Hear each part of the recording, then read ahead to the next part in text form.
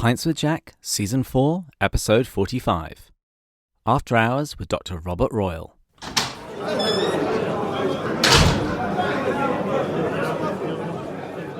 Welcome, everyone. Pints with Jack is your weekly C.S. Lewis podcast where Matt, Andrew, and I break down and discuss the works of C.S. Lewis. This season, we're eavesdropping on the correspondence of a senior demon, Screwtape, as he explains how to tempt the patient, a human assigned to be tempted by Screwtape's nephew, Wormwood. Each week, we'll be considering a different letter, untwisting Screwtape's hellish logic, and forming a battle plan for our own spiritual lives. However, today is a Thursday, meaning that it's an After Hours episode, and my guest today is Dr. Robert Royle. Dr. Robert Royle is the founder and president of the Faith and Reason Institute in Washington, D.C., and editor-in-chief of The Catholic Thing. Dr. Royle holds a B.A. and an M.A. from Brown University, and a Ph.D. in Comparative Literature from the Catholic University of America. He has taught at Brown University, Rhode Island College, and the Catholic University of America. His articles have appeared in numerous scholarly journals and other publications, including First Things, the Catholic Historical Review, the Wall Street Journal, the Washington Post, and the National Review. He is also a noted author, and among Dr. Royle's many books are The Pope's Army and The God That Did Not Fail.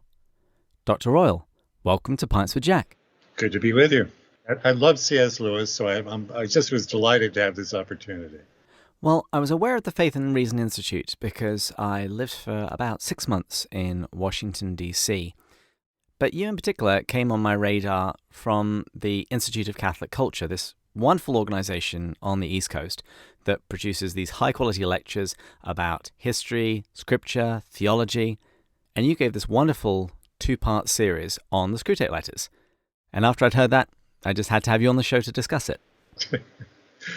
Since you're from the Faith and Reason Institute, I thought today's quotation should reflect Lewis's thoughts on those two topics, namely faith and reason. In Mere Christianity, he writes this: "Supposing a man's reason once decides that the weight of evidence is for Christianity, I can tell that man what is going to happen to him in the next few weeks. There will come a moment when he wants a woman, or wants to tell a lie, or feels very pleased with himself, or sees a chance of making a little money in some way that is not perfectly fair. Some moment at which it would be convenient if Christianity were not true. And his emotions will carry out a blitz. I'm not talking about those moments at which any real reasons against Christianity turn up. Those have to be faced, and that is a different matter. I'm talking about moments where a mere mood rises up against it. Now, faith, in the sense in which I am here using the word, is the art of holding on to the things your reason has once accepted, in spite of your changing moods. For moods change, whatever view your reason takes." The next thing is our drink of the week. And normally it's some kind of scotch or some kind of tea, but my wife had my favourite Gatorade in the fridge. It's lime and cucumber. So I'm having a little bit of that mixed with some carbonated water. Dr. Royle, are you sipping on anything? Not at the moment, and I'm not so sure that Lewis would approve of what you've chosen for tonight.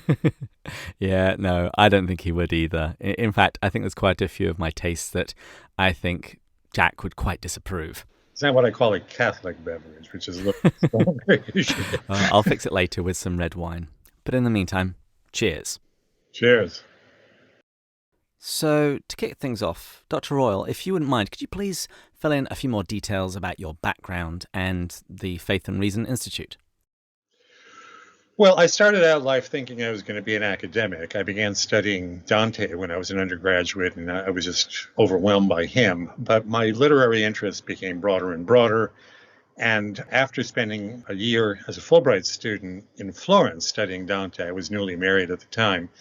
My wife was pregnant. I went back to Brown University, and I was an instructor in Italian. And of course, like many young couples, we couldn't make ends meet on the salary that you got being an instructor. So one thing led to another. I was very quickly hired as an editor at Princeton University of a magazine called Prospect, an alumni magazine, but a conservative Christian alumni magazine that sought to kind of, this was the granddaddy of all the counter magazines on campuses that tried to bring back some of the rigor of study and Christianity. And then from there, I moved down here to Washington, D.C. I actually live in Northern Virginia, where the Institute of Catholic Culture is located, but my office is a few blocks away from the White House.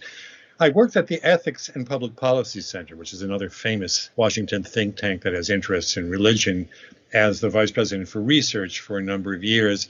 And then in 1999, I was finishing up a book on the Catholic martyrs of the 20th century. I actually gave a copy of that book to John Paul II on May 7, 2000 it was. That was the day that he celebrated all the Christian martyrs, not only the Catholic martyrs, but the Christian martyrs of the 20th century at the Colosseum. And so it was a great celebration of Catholics, Protestants, evangelicals, Orthodox, Eastern Orthodox, and whatnot. And I thought at the time, because John Paul II had just published his encyclical Fides et Ratio, Faith and Reason, in which he talks about, in more technical terms than that Lewis quote that you just mentioned, how it is that faith and reason are the two wings on which the human spirit rises to the truth, which is to say, ultimately to God. And I thought that that was a good thing for us to try to follow. I wanted to start something new that we could inject a new spirit in Washington. And I don't mean to be flip about this, but I calculated that there was not a glut of either faith or reason. You see, and that I would have a growth industry at both ends, and I'd never go out of business. And amazingly, over 20 years later, we're still in existence. So we've been doing those think tank things, for publishing books and being in magazines and periodicals of various sorts that you just described earlier. We also do a lot of radio and TV, and we do teaching, and we host seminars and whatnot. But it's a very rich attempt to engage from the perspective of faith and reason, not from this perspective of politics, but just to engage public life from that perspective, which I think is actually prior to the political questions that we see. And one of the reasons why politics, I believe, has become so politicized and bitter is that we make these political differences into eschatological differences, when in fact there's a lot that we share in common and that we ought to return to it. And most of all, I think the Christian notion of forgiveness, that in public life even, that there are differences and things get said that shouldn't be said, but there's a different way that a Christian should approach those questions. So we've been doing that for over 20 years with some success, and we hope to do it for a while longer yet. And where in your own journey did you first discover C.S. Lewis? You know, you put that question to me, and I have to say, in all honesty, I feel like I was born reading C.S. Lewis. It isn't true. I know that I did not know C.S. Lewis through high school, at least. So I must have encountered him somewhere when I was at university. I have a feeling, but it's only a feeling, that I probably started to read Lewis because I was studying Dante. And you probably know that Lewis wrote a very important book for people who study pre-modern literature called The Discarded Image. It's about the Ptolemaic universe, which is Dante's universe, where the earth is in a way at the center, but it's really actually at the bottom, as Lewis points out, of the universe. And then there are concentric circles around it going all the way up to heaven, after which, when you reach the fixed stars, you transcend the physical universe and you enter actually into heaven, where God and the saints are. So I think I probably picked that up, although I might have picked up Screwtape or one of the novels somewhere along the way. But I think that was my entry point, more of a scholarly nature than a literary nature. And how did that escalate? Did you just move through his corpus, or was there a particular genre of his work that you really liked? Well, he's such a genius. He's just a genius at everything he touches. He's a genius when he's writing expository works. He's a genius as just a scholar of, whether it's Milton or the Middle Ages or whatever he touches. It seems to me he's so brilliant. I mean, he's just pure brain power, but also joined in a rare way, because as we know, there are an awful lot of people who are very smart that can't tell you what they know and you can absorb. But that genius that he has for finding images or metaphors for things. And I think that the cleverness of the Screwtape Letters, of course, is that in what other work have we heard from the devil's point of view what it's like to try to tempt a soul into damnation? So there's just so much about him that I admire and actually try to imitate in my own life. I write a number of books, and I always have in mind the idea that what I'm writing, however esoteric in one sense it might be, I'm writing for other people. I'm trying to help other people understand something. So I labor at that a good deal. Oh, have you come across C.S. Lewis and the Craft of Communication by Dr. Stephen Beebe? It covers all that sort of stuff. It's really good. Yeah, I don't know that book. I don't know that book at all. I'll look for it. In his book, he outlines 5 key principles that he sees C.S. Lewis using all of the time. And at the very end of the book, he explains how you can do it too. Yeah, right. We can all do it to a certain extent because we are communicating animals, but not the way he did. He's just I said in those 2 lectures that you talked about on Screwtape Letters that I think he and G.K. Chesterton are the greatest Christian apologists in the 20th century in any language, let alone in English. And my PhD is in comparative literature, so I work in a lot of different languages and different language groups, actually.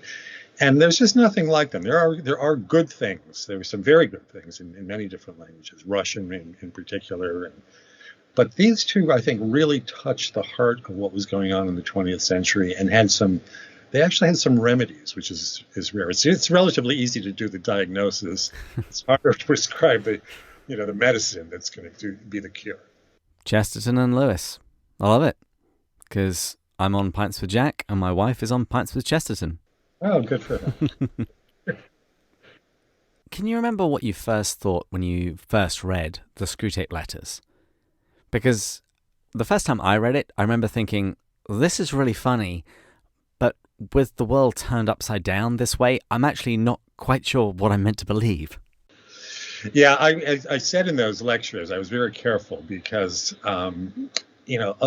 a lot of people get offended very easily these days. And some people even have a will to be offended, I would say, because to be offended or to be a victim is kind of the default position for moral superiority in our society. There are a number of places, it seems to me, where you have to read carefully and you have to know how to read, which is a declining skill in our society. And so I took great pains to try to explain some places where people might misunderstand. One thing that, for example, just to take a salient example for people like me who live in and around the Washington, D.C. area, is that people very often take some other cause and they attach it to their Christianity. Now, I don't know exactly why Lewis did that, because that book was written around 1941, and he does mention pacifism versus, strong defense of the country and whatnot. Maybe that was the burning issue. But I find here in 21st century Washington that his description, his psychological mechanisms that he describes, I think, are just spot on. His description of the way that what can often happen with a Christian is they attach their faith to some cause. Now, it could be a good cause, whatever the cause might be, say combating poverty. Then he says, little by little, the tempter tries to make it that the cause isn't just part of the Christianity, but the Christianity is part of the cause. And then at a certain point, the cause doesn't really need the Christianity because, there are secular sources that you can draw on to continue the cause. So I think that kind of subtlety, that understanding that he has of the way that even good things can attract us. And of course, evil can only present itself to us. I say this quite explicitly in those 2 lectures. Evil can only attract us by presenting itself as beauty or presenting itself as a good. We know from the scriptures that the devil can present himself as an angel of light. That's a warning that God has revealed to us that we need to be cautious about mere appearances and such. So I think that all that is the more difficult part. I think a lot of people are probably struck by this down-to-earth quality that he has when, for example, an elderly woman is not a glutton, but she has the sin of gluttony in the reverse sense. And I think that this is something that even escapes a figure like Dante. For Dante, I think gluttony is really just what we normally think of it as, is just excessive eating and drinking. That's where it's mostly the offense. Lewis takes a very different and subtle argument where he realizes that gluttony is another way of expressing egotism. That elderly woman who doesn't demand delicacies or expensive foods or wines or whatnot, but she wants her little toast and tea. and no servants really properly know how to make tea, and the toast is maybe too burnt or it's not dark enough, and it's buttered, and so it's a selfishness that expresses itself through a delicacy about food rather than that just a brutal appetite for more and more. And that's where I think Lewis is just so astonishingly perceptive. I think his book, The Great Divorce, is closer to Dante in that it has the sort of dramatic scenes that you see in Dante, and the various sins are played out. But the Screwtape Letters is much more subtle and I think much more penetrating even than Dante in many respects. Dante can be very penetrating in psychological terms, but Lewis has that sensitivity, and he knows how the way that evil voice in our heads kind of takes even the good that we try to do. I don't want to be a bother, but you really do, but because you insist on having the few things that you want to have exactly your way. So I think that's what struck me, and I think it continues to strike people today. That's one of the reasons why we go to him. It's rare that you find that degree of sensitivity to various psychological mechanisms, and then again across a wide range of subjects, of course, too. About the time of recording this interview, we recently recorded the episode where Screwtape speaks about gluttony. And in preparation for that, I went to the Summa to see what St. Thomas Aquinas had to say on that subject. And I was delighted to see that he made all the same sorts of distinctions that Screwtape makes. And one of the things that I loved about your presentation at the Institute of Catholic Culture was that you point out all of the links between Screwtape and Dante. And I've heard people say that Dante is basically the Summa in verse.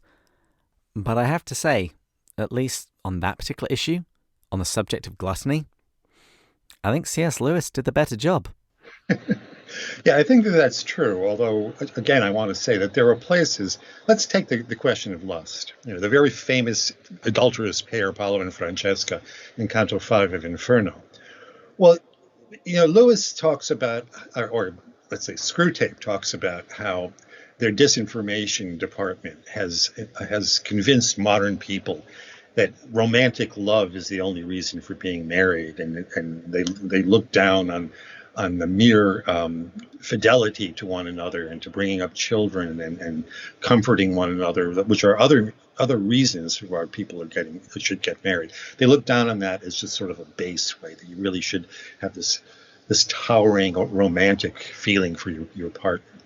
Well, Dante talks about that in Canto 5 of Inferno, and Francesca comes to him, and they start to speak to one another in this courtly language. She's the lady, he's sort of like a courtier who knows his manners, and they exchange pleasantries. And then he says, "Can you tell me about what led you to this past that you're swirling around with all these other souls who have received this punishment because you submitted yourself to this vast emotionalism that you had in your love for this man who's with you there." And she starts to go through, and she gets very poetic, and she says, "Love led me to do blah, blah, blah, and love brought us together, and love, we were reading together one day about Lancelot and Guinevere, and love brought our lips together, and we read no more that day."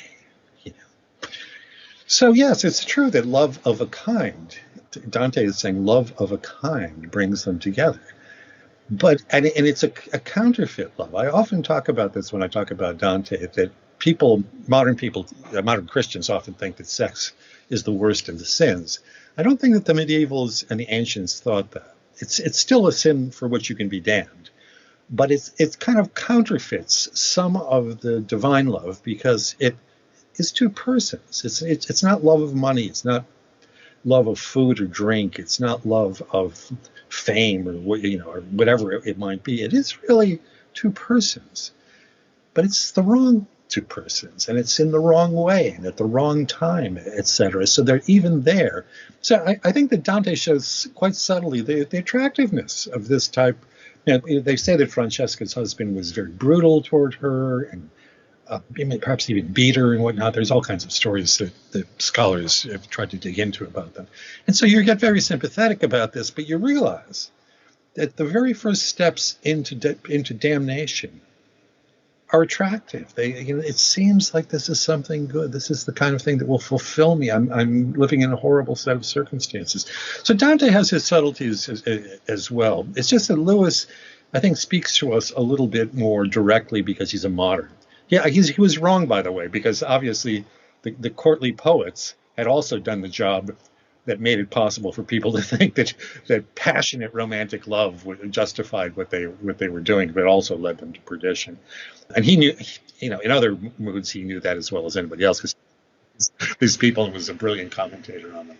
But there is a kind of an exchange. You think about them, and of course, he and Charles Williams wrote one of the most interesting books in English about Dante called The Figure of Beatrice, and I would really encourage your audience, if they don't know that book, to look into it. Charles Williams, of course, a close friend of C.S. Lewis's and Tolkien's, part of the Inklings at Oxford, was a great reader of poetry. I mean, he was just a magnetic lecturer on poetry, people often say. And what he says about Dante, he sees things in Dante. I've probably read the Divine Comedy at least a dozen times, maybe even more than that, maybe closer to 20. And the Vita Nuova and the other works by Dante. And I remember being shocked when I read The Figure of Beatrice, that he talks about how Dante says Beatrice had green eyes. And I almost flipped. I said, I've read this so many times, and I didn't pay attention to one of the most obvious features when you describe a woman's eyes, and the reason why he falls in love with her and whatnot. And yet it takes a sensitive reader like Charles Williams and a book like that. And in that respect, I think he too comes at Dante from an angle that isn't quite the same one as Lewis, but has its own astonishing insights. I mean, he talked about the affirmative way. Lots of Christians talk about an asceticism, and we all do have to practice an asceticism with regard to sexuality and food and drink and possessions and whatnot. But he also, along with Lewis, has that affirmative way. Dante and Charles Williams and Lewis also affirm that there are pleasures in the world, and that God intends us to pursue those pleasures in the proper way, to the right degree, in the right place and time, and that this really is a refutation of those who denigrate the creation. That the positive things that exist in creation, in all three of those writers, are things that we must affirm. We've got to affirm them in the right way, and it's not easy to do that, but we are called to do that. It's God's creation. It's the wonderful thing in which we've been born into. Just gratuitously, God has put us here because He loves us and He wants us to enjoy this creation that He has. So I'm struck by. I've always been struck by the interplay between all of those writers, and Tolkien, of course, in many respects, follows the same general trend. The question of affirmation and affirmative theology was actually one of the things that really struck me when I first read the Screwtape Letters in my early 20s. It was at a time when I was experiencing a renewal of zeal for the faith. And so when I came across lines in Screwtape where he says that God is this great hedonist, that didn't seem right to me. But as I have matured and got a little older and read some more Lewis, I see the point that he was making, that he was affirming the goodness of creation and fighting back against Gnosticism in whatever form it's taking in the modern world. Yeah, but see, a sentence like that in Lewis is what brings you up short. One of my favorite lines in all of Dante is similar to that, because Dante has these lapidary lines that are just utterly amazing. And since we've been talking about faith and reason, there's a scene in which an Italian who has been kind of a Machiavelli before Machiavelli. He's helped overthrow cities in Italy by treachery and whatnot. So he gets near the end of his life, and he decides that he needs to go and make reparation for all this. He enters a monastery, and he's praying and whatnot. And the Pope comes to him, and he says, "Look, I need you to help me take this one last city." And the guy says, "No, I don't do that kind of thing anymore." And he says, "No, look, I'm the Pope. I can forgive your sin ahead of time." And he says, "Can you do that?" And the Pope says, "Yeah, I can do that." So he goes and he tells him, "Well, promise this. And then when they open the gates of the city and you invade, don't live up to your promise." He says, "Okay." So then the soul goes back to the monastery. But when he dies, Francis of Assisi, he goes back to a Franciscan monastery. When he dies, Francis of Assisi comes to take his soul up to heaven. And the devil pops up. And he says, "Wait a minute." He says, "You can't take this guy, because he committed this evil act. And the guy says, "Yeah, but the Pope, the Pope absolved me." He says, "No, no, no." He says, "You cannot be absolved from something unless you repent yourself. No one on the outside can forgive you if you don't yourself repent of the act." St. Francis says to the devil, "You know what? You're right. Take him." And so the devil has this great line. He looks at the soul and he says, "Perhaps you did not think I was a logician." Reason even tells us what is evil. That the text tells us what is good, and what is evil, and reason cannot simply be denied by the fact that somebody else is going to absolve you. Wow. Well, I think you're doing a great job at whetting the appetites of our listeners. I'd encourage you all to go and listen to the 2-part series that Dr. Royal recorded with the Institute of Catholic Culture. I'll make sure that there are links in the show notes. But moving on, what other major themes do you see in Screwtape? Or what advice would you give to somebody approaching this text for the first time? What do they need to remember? What posture do they need to take when they come to a text like this? Well, one of the things that I emphasize in those lectures, and that I rewrite a little bit.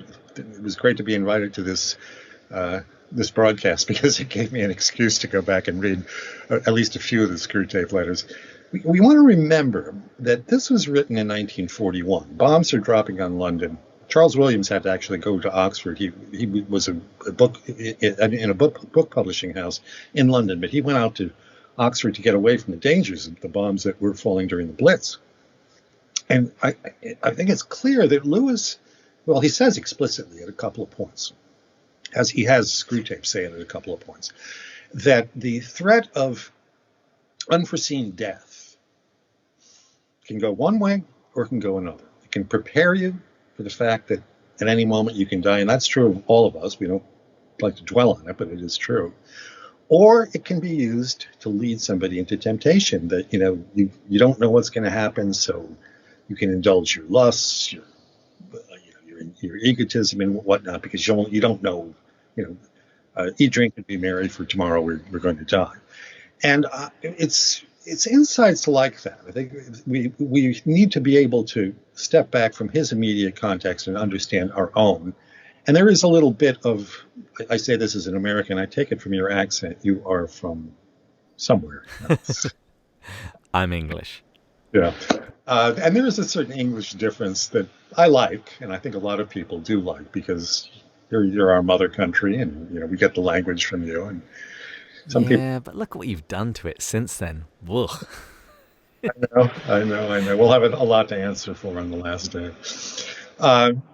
But you shouldn't read him as if he's some old English guy that's talking about stuff that doesn't apply to us. I say to people the same thing about Dante, that when you read Dante, of course you want to be aware of the context that he's writing in. It's the High Middle Ages. Dante was born about 9 years before Thomas Aquinas died, so they overlap in time. And there's a large degree of Thomistic and scholastic philosophy in Dante, but not exactly. There are many places where he differs from St. Thomas. He's kind of considered some different things, but it's still worthwhile to keep the two in play. But we read texts like this not solely for their historical, for the historical illumination. We read them because they have a different perspective than ours, but we need to understand them also in how they say timeless things that apply to us. I mean, there's a reason why a figure like Dante this is the 700th anniversary of his death. He died in 1321, so this is exactly 700 years. It'll be in September that he died. There's a reason why a figure like that survives the end of the Middle Ages, the Renaissance, the Reformation, scientific revolution, the Enlightenment, the 19th century. I mean, there's something in those texts. It's the same reason why we continue to read Plato and Aristotle, and Virgil, and St. Augustine, and Martin Luther, and others. Lots of books get written, and I can tell you this as a book writer, that to say something significant that is going to last 700 years is not an easy thing to do. And so when you read Lewis or you read Dante, you want to think about them as, they're in a different context, and therefore they have somewhat different insights than we have. But how does that truth, because they really touch some deep well springs of truth that are still relevant right now, how does it relate to me? Rod Dreher, who's an American journalist, a very famous American journalist who lives down in Louisiana, wrote a book about Dante, which is kind of like how Dante can save your life. And he was going through a tough period. He'd moved back to Louisiana where his family lived. He had his own family at that point. His father was dying. I think he had whatever this disease is where you feel extraordinarily tired, and he was depressed. And by accident one day, he was walking through a bookstore and he saw Dante's Inferno, so he grabbed it, and it opened his eyes to a number of different things. And it's not only that, but it's also insights into public life. Dante was a political figure in his time. He was a poet in his time. He's really, before he was exiled from Florence at the age of 35, 36 in 1300, he'd already occupied the highest political office in the commune of Florence. He was one of the priors, as they called them back then. So he was an extraordinarily talented man in a variety of different fields, and he can speak to us. He can speak to us about all sorts of different things. And right now, I'm going to be teaching an online course in Dante starting in about 2 weeks, starting with the Inferno.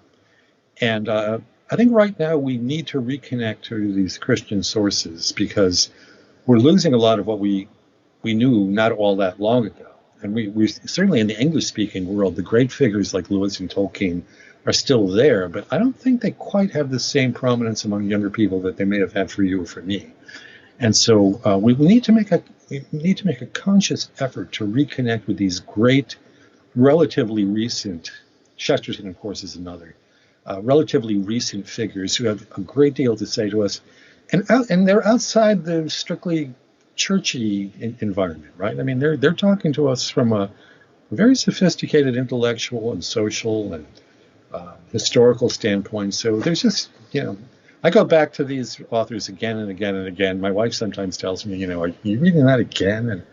And someone once said that the classics are the types of books that you never stop rereading.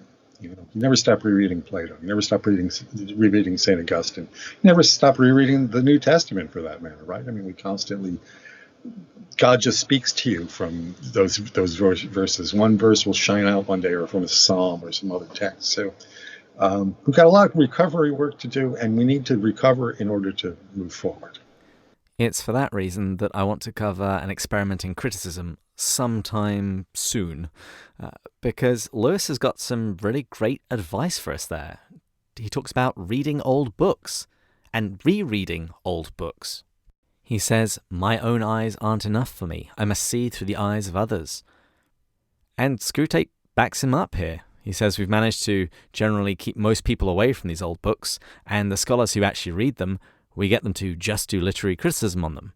At no point do they ever actually ask themselves, is this true? Mm-hmm. Yeah. Well, let me make my plea for literature, since my PhD is in comparative literature. And it's this, that, we want to learn how to reason. I mean, I'm the president of the Faith and Reason Institute. We want to learn how to reason more carefully. And for that, we want to read, some of the very strict Christian reasoners, Aquinas, Calvin, others. But in an age like ours, if you gave the average person Aquinas, I mean, you're able to read Aquinas, but the average person... That's a little bit of an overstatement, but I've managed it a couple of times. Well, I mean, you knew enough to be able to go in and look at that stuff about gluttony and, but at a time when people are not really being taught to reason all that well, and in fact almost are being discouraged as if reasoning is somehow an offense against our feelings, Images are important. Literary images are important. Music is important. Artwork is important. Films are important because artists have a way of speaking to us that it doesn't only address the rational portions of our soul, but also, the soul is a much wider thing. The reasoning capacity is a capacity of the soul. It's not like those other things are either just not part of us or just part of our bodies or whatever. The soul encompasses all those things. In fact, the soul is able to... I'm often astonished to think that the gray matter in my brain is able to look through a telescope at some place billions of miles away. That little bit of meat inside of our skulls can encompass the whole universe. It's an astonishing thing, really. And so I think that these images are important because they get people started. They get them starting to think about, boy, I hadn't considered that, but now I can consider something that is outside my field of perception up until now. And that, I think, is an extraordinary service that writers like Lewis, Tolkien, of course, is one of the most popular writers of the last 2 centuries. I want to emphasize that because as a reader of literature who also does philosophy and theology a lot of the time, this is a dimension that I think we need to work on more. A lot of people quote, that line from Dostoevsky that beauty will save the world. I'm a little skeptical of that, actually. But properly understood, yes, beauty and images and expanding our vision to force us to think some more about things other than the narrow practicalities of modern existence. I think that is a crucial thing for us these days. Lewis famously said that the mind is the organ of truth and the imagination is the organ of meaning. And one of the things that I've noticed in about the last 10 years, I've noticed more speakers and more books coming out about what is often called imaginative apologetics, the idea that in defending the faith, we have to engage the imagination. And I think they really are trying to navigate that path to try and work out how beauty will save the world. It's one of the transcendentals, truth, goodness, and beauty. How can this be put to the service of the faith? How can we use it to evangelize? Well, this is a vast field, and I know people who are working at it, and you probably know many people who are working at it too. And it's, I think a key part of this too is it begins with our forms of worship, because we want to bring the best things that we have to the worship of God. And if we can make our praying together more beautiful and our language more beautiful, I'm quite delighted, by the way, that there's a kind of an Anglican. The Anglican Ordinariate? Yeah, the Anglican Ordinariate in English-speaking Catholicism now, because that language is just so beautiful from the prayer book, and it helps us. It helps us in the English-speaking world. I mean, I grew up at a time when everybody I was an altar boy. You all learned Latin, and you memorized the Latin of the Mass. You had to be able to memorize that to get out of school to go to serve Mass, and that's what was an incentive for me. Yeah, that's a motivation right there. And then if you served at a wedding, you actually got $3, or a funeral, you got a few dollars. So there was a monetary reward for learning Latin in those days as well. I was an altar server too, and I do remember getting paid very well for weddings. And I didn't even have to learn Latin. But most people are not going to learn Latin. Learning foreign languages is hard. I've worked at them my whole life, and I like doing it. And only certain people are capable of doing it.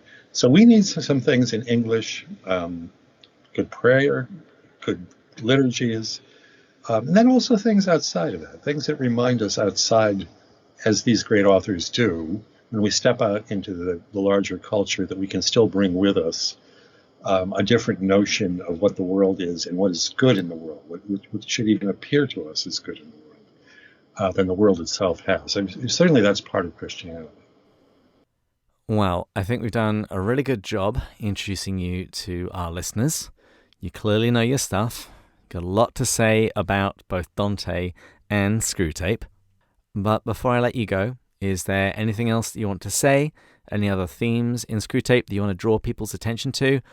Or would you like to share with us simply your favorite part of the book? Oh boy, you're putting me on the spot now, because just about everything in there is my favorite part. I've talked about how, in a way, there is a divine comedy going on in Screwtape. It's a little more obvious in The Great Divorce, but when our young man actually dies at the end, and he has the beatific vision, it's curious that even Screwtape knows what some of the elements of that are going to be. And very briefly, it's very hard for anyone to describe what the beatific vision would be like. Dante, of course, attempts it because he's a great genius. Lewis has it. The last book in the Narnia series is Last Battle, and there is that transcendence at the end where the world ends and then is kind of reborn again, which I think is very striking. a bit of literary work as well. But here too, when this young man dies, and these are sort of column length talks that Lewis gave, and so just in 4 or 5 pages, he's able to convey the fact that the experience that he's now having, as repellent as it is to devils, is just this extraordinary thing that Lewis is able to suggest with just a few sentences. So I suppose I just love so much of it, the humor, the penetration, the coverage of so many different things in English life at that time. But ultimately, that's what it's all about. I mean, all these other things kind of drop away at some point, and being able to tell us that, yes, that transcendence is out there waiting for us. Ultimately, that's the most important message of all. Dr. Royal, thank you so much for coming on the show. Where can people go to find out more about you, buy your books, and the work of the Faith and Reason Institute? Well, my books are all available on Amazon and all the other sources. Nobody goes to bookstores these days because of the virus, but at least you can find them there. You can look at frinstitute.org, which is it's the umbrella for a lot of the activities that we carry out, and we try to keep up to date there. If I publish something in some publication or I appear on TV, we try to document it there. Our daily column series, The Catholic Thing, is available online. If you can subscribe to it for free. We've got 50,000 subscribers right now, very passionate crowd. If you go to www.thecatholicthing.org and click on that, there'll be a pop-up of how to subscribe. You just put your email there, and at 6 in the morning, every morning, 365 days a year, and including leap years, you will get into your inbox a column, which is to say 1,000 words, not long, that you can read. It's on some topic, could be a public question, it could be a technical Christian question. You can read it very quickly with 1 cup of coffee. And a lot of people like that. We've kind of made this our charism that for that kind of writing, we make our writers be very brief. Once in a blue moon, I'll allow a writer to go up to 1,200 words, but it's usually I cut them to 1,000. And they scream, but I tell them that they can come back another time. But what we want to do is make sure that people don't have to spend a long time. And there are other things on the site. We link to all sorts of other things. But that one column you can read very quickly. And I read it one day before everybody else because I edit it the morning before it appears. And I can tell you I enjoy reading it that one day. And I enjoy writing it on the days when I write it. And we have a regular rotation of authors, very distinguished authors, with some visiting irregulars, as I like to call them, too. So. And what about this online Dante course that you're teaching? Where can people find out more about that? You can find that, I think you can find that on the FR Institute website. I have to say we have 560 people enrolled already in that course. So we're hoping that we can manage the technical side of it, and we're also working on a certain amount of interaction where people can pose questions and whatnot. But it'll start on February 24th. If you can't find it, send an email to The Catholic Thing, info@thecatholicthing.org, and we'll try to get you some information. Wonderful stuff. Thank you, Dr. Royal. As always, thanks to our top-tier supporters, Gary, Jake, Stephen, Matt, Jeff, Chris, John, James, Kate, and Rowdy. And if you enjoyed this episode, please share it on social media and encourage your friends who have never read Screwtape to give it a go. And be sure to check out Dr. Royal's presentation on the Institute of Catholic Culture. I'll make sure that there are links in all of the show notes. And please join us again next time when we'll be going further up and further in. Cheers. Cheers.